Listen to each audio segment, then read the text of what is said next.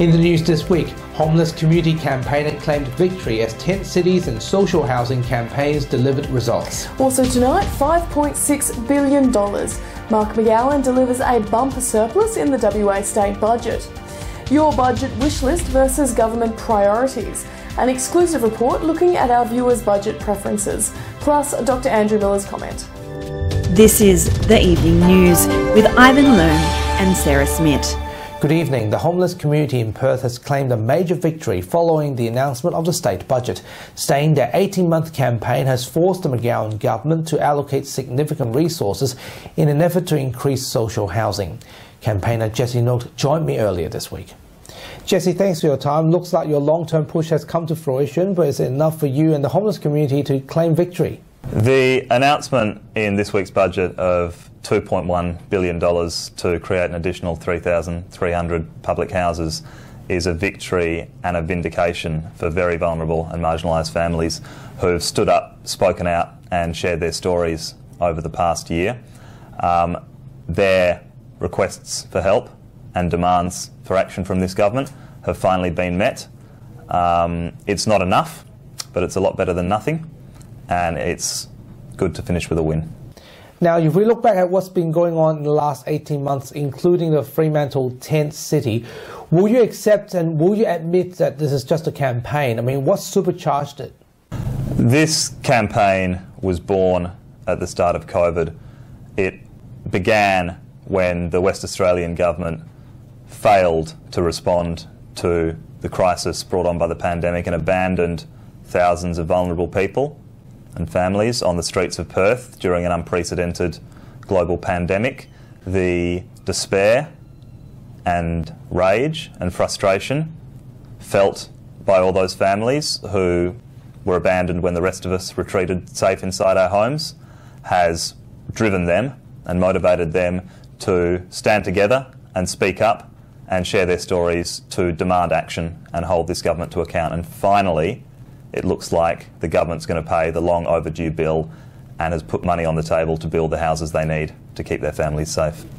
Now, you said homeless people have been vindicated. Has the impact of the campaign met your expectations? I think that at every step of the way, people who we don't normally hear from, people who exist at the margins of our society, have been willing to step into the spotlight and share their stories to demand action and drive change, not just for themselves, but for their whole community. Now, it doesn't stop the ongoing crisis. It doesn't deliver what they were asking for, but it's a lot better than nothing. And I think every single one of them can feel tremendously proud of what they've all achieved together. Mark McGowan is WA's $5 billion man, with the Premier and Treasurer delivering a bumper surplus at this week's state budget. It's delivered a win for health and social housing, but there are concerns that the government has failed young people. Nelson Liu reports. Premier Mark McGowan has handed down his first state budget as Treasurer, and for WA it means a stronger economy. WA will bank a $5.6 billion surplus with iron ore contributions and debt falling for a third consecutive year to $32 billion. The big winners are health, with a $1.9 billion cash injection for 332 beds, 100 doctors and 500 nurses, $875 million set aside for social housing and $750 million for a climate action fund. Advocates welcome the boost as the Premier says the budget proves WA is the strongest state in the nation. Quite simply, Western Australia is the strongest state in the nation, with the brightest future. And this budget will deliver for the future. The way the government is really supporting us as an organisation. They will assist in meeting the running costs associated with a new youth crisis accommodation service in the Northern Corridor, which has been well and truly overdue. So we're really excited about that as being part of that, and the government's trusting us to be able to deliver that service for members of the community. Despite the surplus, the budget has been criticised as households are hit by a 1.6% increase to fees and charges, and young people limited to education, training, mental health and crime prevention initiatives. Amid government's rejections, the budget is not youth-focused. Would it be accurate to say that this is not a youth-based budget and young people in Western Australia got left out of the cold again? I don't agree with your analysis there, Ivan. So We've got around $6.5 billion in education and training initiatives. Over the last 4 years, we've cut course fees for most courses, or a great many courses in TAFE, by up to 72%.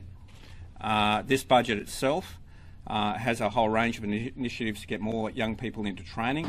The Australian Medical Association in WA has welcomed the government's expenditure but has slammed it for not investing in future health system operations. Meanwhile, the opposition says it's astonishing the government has a surplus while the state still faces issues. At this stage, for Western Australians, based on this budget, to believe that the McGowan government continues to abandon them with respect to public health care delivery, with an operational budget that is set to go below the current levels in 2 years' time. It's unconscionable that the Premier has $5.6 billion of West Australian taxpayers' money in his back pocket, and yet we've come to the point where we've got a health system crumbling around our ears. While the opposition says the budget has failed Western Australians, Mark McGowan says it's set to deliver for the state's future. Nelson Liu, WAMN News. With its many announcements and spending allocations, how does this budget compare to your expectations? In this exclusive, reporter Steve Anderson looks at how the McGowan government's state budget stacks up against our viewers' financial priorities. In July, WAMN News carried out a news poll regarding your spending priorities. It has been shown in the state budget that the public's primary spending priorities came to fruition.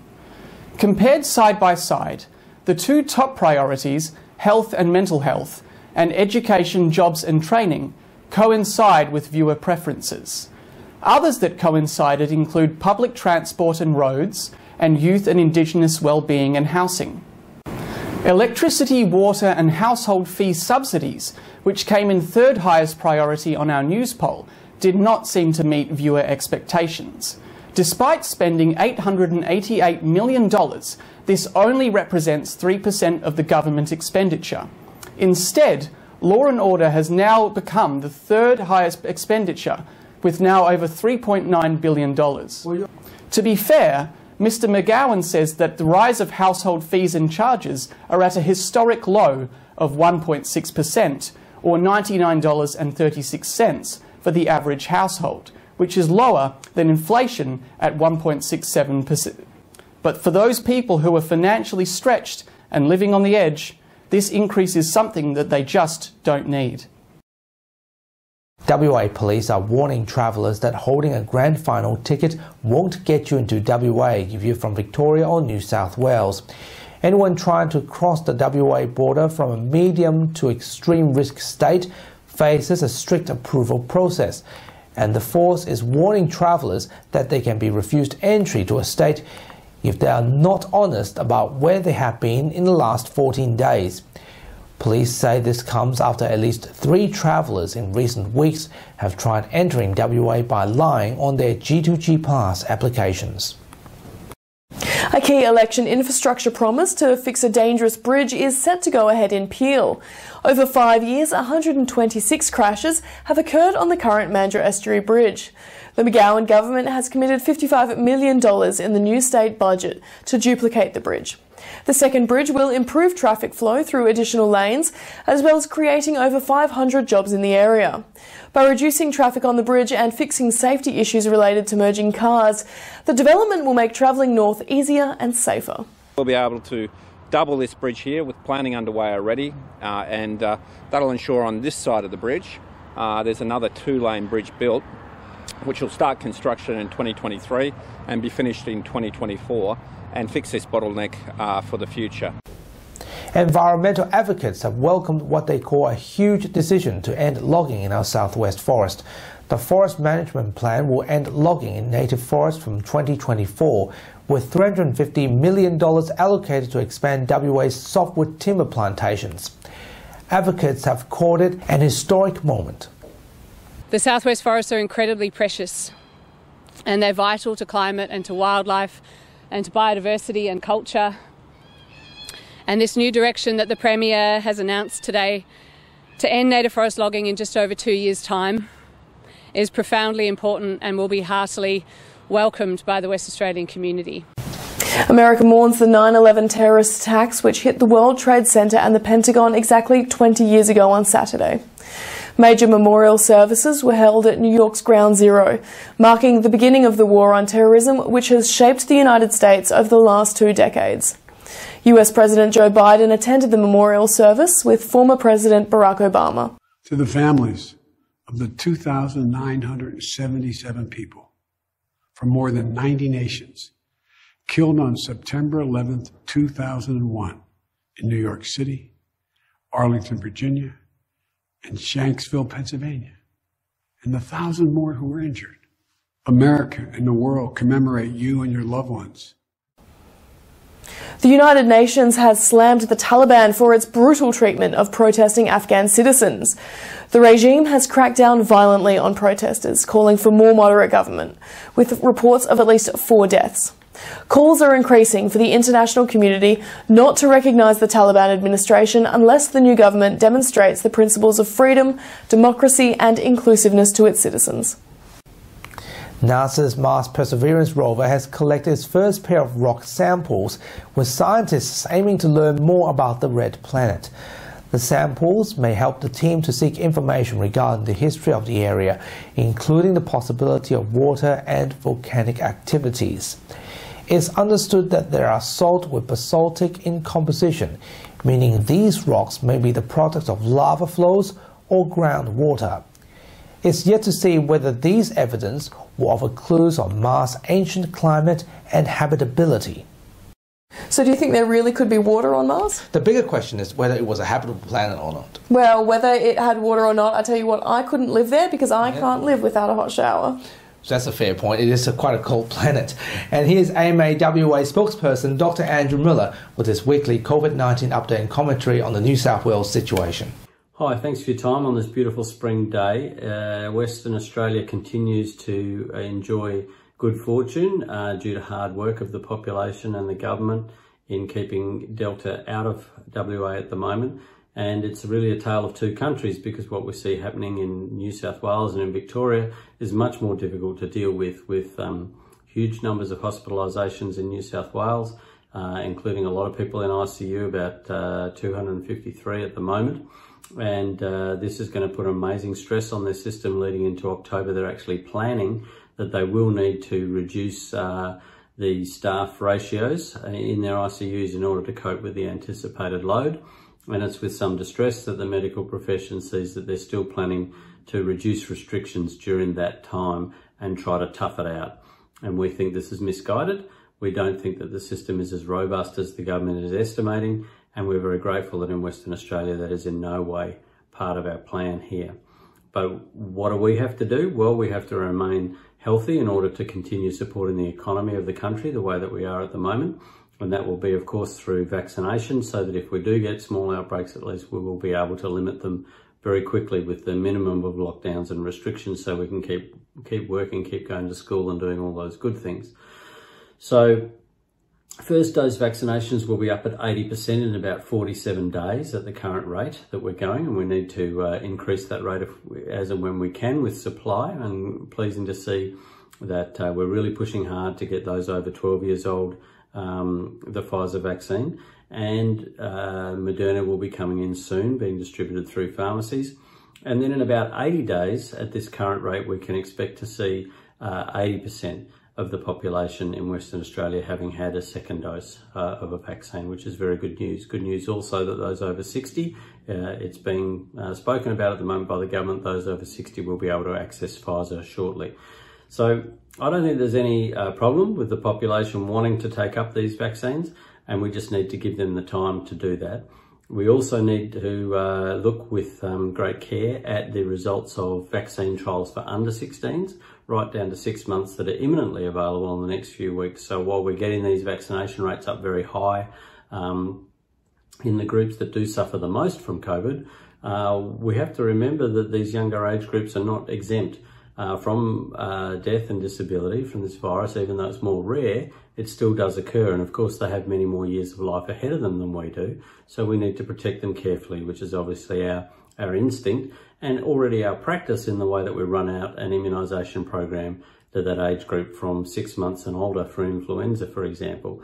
So We'll be looking forward to getting those results in the next couple of weeks around Pfizer and Moderna for 6 months and older, and looking forward to news of ATAGI's position and the TGA's position on rolling it out to these younger age groups, hopefully very quickly. Of course, they need less vaccine so we can make the vials go further later in the year when that becomes available to them, hopefully. And in the meantime, the best thing we can do to protect them is for everyone to get vaccinated. There's still some resistance. Some people are thinking that it's either not necessary or it's undesirable to be vaccinated. Those views should be discussed with your GP. They are wrong. Really the only way forward for people that's healthy in this is to not get the virus, and the only way to avoid that affecting your whole body is to have the vaccine, so that even if you do get infected, it's stopped at the entrance rather than being allowed in to cause inflammation of the brain, the liver, the kidneys, the ovaries, the testicles, and the gut. Everywhere this virus affects. It's a multi-system thing, which is why it's been such a terrible pandemic around the world. So we'd encourage everyone to get vaccinated, to support everyone from 12 and older getting vaccinated as soon as possible, and to look forward with anticipation for vaccination for younger children as well. Thanks for your time. And that's Dr. Andrew Miller.